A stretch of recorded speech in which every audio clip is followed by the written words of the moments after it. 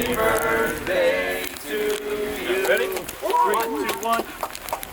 Heck yeah. There we go. Appreciate it. Thank you guys so much. Awesome, man. Yeah. Thank Hey, you. come on. Of course. You got it.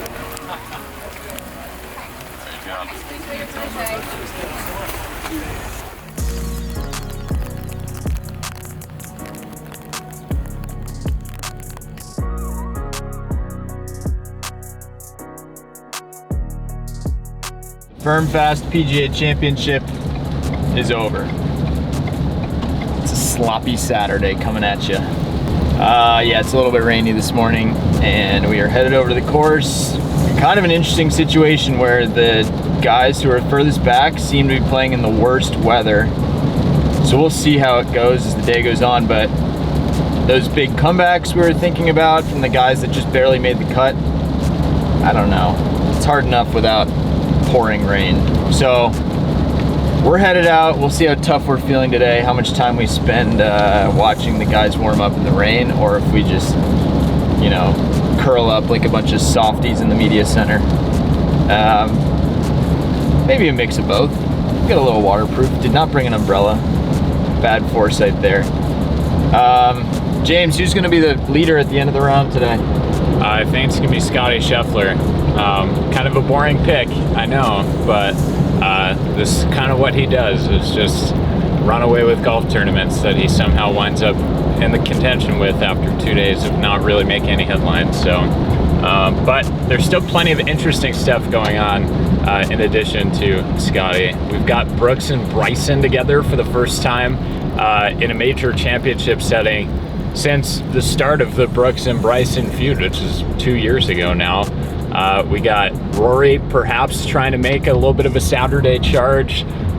We got a whole host of players down at the even par to 1 over range who could mount a little bit of a Sunday or Saturday run.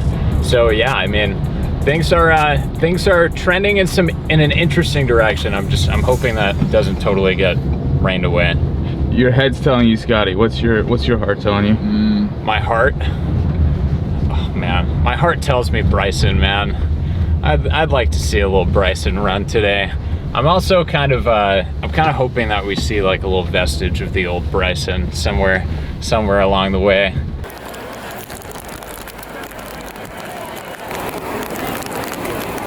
There's going to be some people's days ruined by one little slip. End up in that sloppy mud. I can't see it.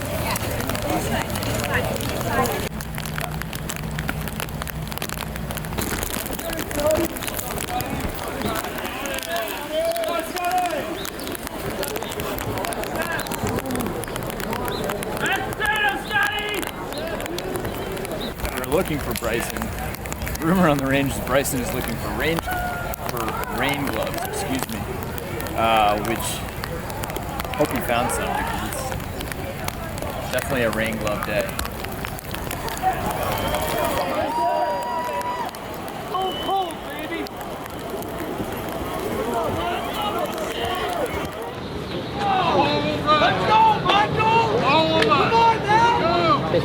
So I'm thrilled with the day. These conditions aren't exactly my cup of tea, but I was able to get through it. There's some big names that are just ahead of you on the leaderboard I'm not looking. here. I'm wondering, have you learned anything from watching some of them this week? Yeah, being around these guys is what I learned to do, is commit, be confident, and play your game. If you finish in the top 10 this week, you're going to make at least 465. They say you don't want to hear it. This is from Bobby? Yeah. So I was reaching out. Oh my gosh. Yeah, what's your reaction? Go ahead. Are you kidding me? Yeah, they're all there at the club.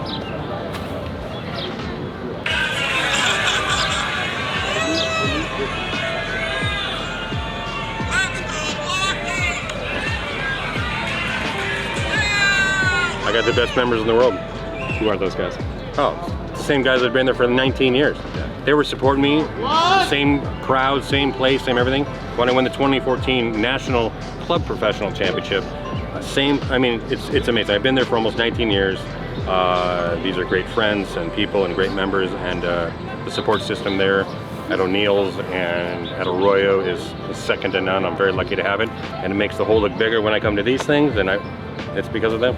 All right, everyone. Rory McIlroy joins us here on the third day of the 105th PGA Championship. I think this tournament, and especially in these conditions and on this golf course, the non-physical parts of the game, I think, are way more important this week than the physical parts of the game, and I think I've done those well, and that's the reason that I'm in a decent position.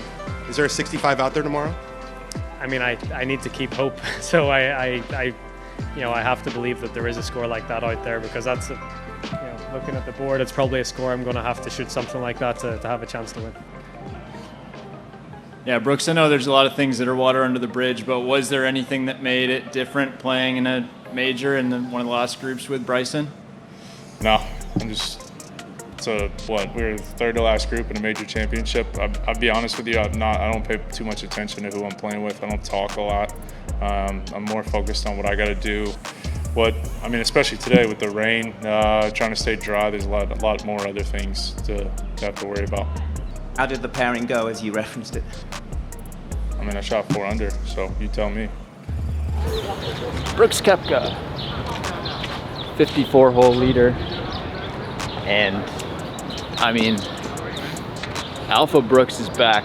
He just said a bunch of interesting things in his press conference, but the one that I thought stood out was, look, people have been, mistaking my injury with my loss of confidence, basically, and the armor's back on, basically. The confidence, he's saying, just had to do with being hurt, and now that he's healthy, he can just flip that switch back on. Kind of amazing. Second straight major, after last year was so rough for him, that he's going to be back in the final pairing. How he does tomorrow, obviously, is the story of the week, but just being here is pretty crazy. And then, I guess for contrast, oh, no, that's Justin Rose, not the contrast I was thinking of. He's up on the putting green. But I think Bryson DeChambeau's here somewhere. All right, we found him. It's hard to even describe how strange this driving range setup is, but basically there's part 1, part 2, part 3, part 4. So, you could have 2 guys on the driving range that are like 200 yards apart and can't see each other.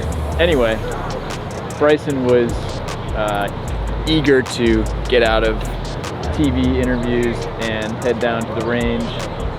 I guess working on his driver. He really didn't play bad today, but I think going toe-to-toe with Brooks Koepka has to mean something extra to him, and then watching Koepka shoot 4 under, it's meaningful, whether or not he'll say that. There was a moment on the 17th green, Brooks rammed in, I don't know what it was, a 30-footer for birdie with speed, and really didn't get much of a reaction at all. And right after him, Bryson had maybe 8 or 10 feet for par, and he fist pumped it going in, showed more reaction than Brooks had. And I thought that was just a telling moment of Bryson is fully engaged here, and he's really tapping into his emotions, and there's just no question how much this means to him. So anyway, he said earlier in the week he doesn't really want to be spending much extra time on the driving range after his rounds, but here we are. I think he only knows a certain way, and this is it.